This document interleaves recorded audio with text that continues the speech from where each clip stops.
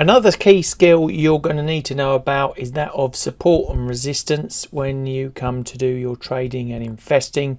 Critical for so many other reasons. There's so many critical parts actually to trading, but you know, this is just another one of those you're going to need to learn, especially if you use technical analysis. Why support and resistance? Key for trade management, finding price levels where you can use stops, take targets, and like I say, manage your trade successfully to the finish line. Now in this video I've got 5 different approaches, 5 different ways you can utilize you know, the idea, the concept of support and resistance. Some of you may or may not have heard of before. Again, using Renko charts, I find it a lot easier to find support and resistance levels using some more traditional tools married into these chart types. And like I say, I'm going to take you through 5 of them right now. So with that, let's get on with them.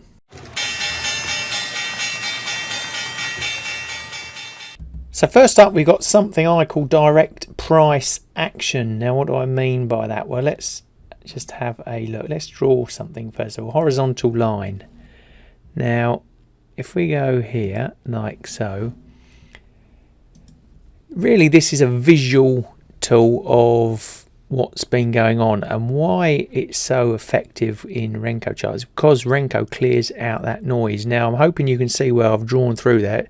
This is the ticker SPY. It's the S&P 500 ETF trust, a huge day traded market, and what I've done there is just drawn a simple horizontal trend line, and I hope you notice we got 1, 2, 3 touches there. So that level 491.25, very important. I've also left the wicks on the chart here. That's just to show me how the price evolved around that key point. Now if I see that wick going through and then dropping back, it's a good indication of the price reversing on down and vice versa, you know, reversing on up, and even stronger than say just this guy over here on its own on the right hand side. Now the other thing I like to look for as well, again, let's just draw something on, let's draw a trend line, patterns, double tops, double bottoms, treble tops, treble bottoms. We go through here very nicely. We've got this double bottom, and then we've got the price reversing off. Again, we've got a wick there for the Renko block failing at that price point. What was that price point? 467.33 before it moved on up. You know, so double tops, treble bottoms, heads and shoulders, those type of reversal type setups you'd see on ordinary candlestick Renko charts work very well here. Just coming up on your screen now, a video I did on Renko charts and drawing price patterns exactly. So I'm not going to go into them too much now, but we're just going through some of the tools that you can use to find support and resistance levels. So first up, like I said, direct price action. That's a really simplistic view of it. It's a bit subjective, but again, just go through the data. These obvious points in Renko charts just stand out like we've seen there. We got that key level there, through that on the SPY. You know, just practice on different chart types, different block sizes, time frames, if that's what you add into due to your charting package. Give it a go, try it out, get the experience, and you'll see these patterns, price levels jumping straight out you and hitting you in the face. Then we've got probably the most common, easy, popular usage tool for finding support and resistance levels, and that is the Fibonacci tool. It's also created a sort of self-fulfilling prophecy out there in the market, because everyone will be looking for the same high and lows, drawing on the same levels, and it's going to create key support and resistance zones. So here on our SPY chart, so we find the obvious high, take it down to the low, we draw across there so it covers in, and again we've now got a ladder of key support and resistance zones, and you do notice that they do go through like these key areas, turning points, not quite hitting down to that really key 61.8 there. Turning around these lines. It's a brilliant tool, the Fibonacci, and like I said, because everyone uses it now and puts them on the same chart types, they draw out the same sort of levels. So use them to your advantage. Just put your stops, say the other side of those lines, or look for targets. You can use Fibonacci as a targeting tool as well. So support, resistance, the next resistance maybe 513 there, if it can break up through the 503. So there you go, that's Fibonacci. And then we've got bands coming up, Ballinger bands. So let's draw those Ballinger bands on. You can go into the search bar there. Like I said, I'm always using TradingView in these videos, but your chart package will be very similar if you don't use TradingView. Click on Ballinger bands, and there we go, sticking with the SPY ticker there. And again, it's very simple. Look at those turning points, support, resistance levels that are being created through this application of the Ballinger bands. Now again, you can change the settings. We've just used the standard default 22. That's what you'd find on most chart types, but you want to get more conservative. Remember, what they're saying is 2 standard deviations away from that central moving average line. Now remember, we're using blocks here, so it's 20 blocks of data. We can change that length. Maybe we could say to 50. We could change the standard deviations out to 3. It's going to make it very wide.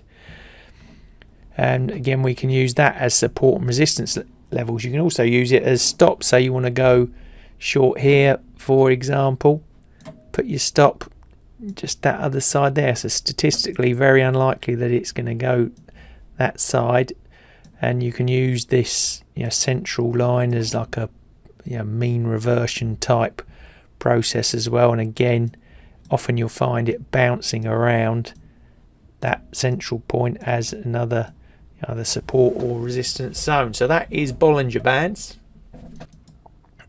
Another favourite for spotting support and resistance is the Donchian channel tool.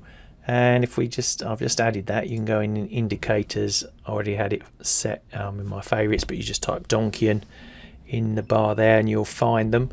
Again, it's the same type of principle as the Ballinger bands.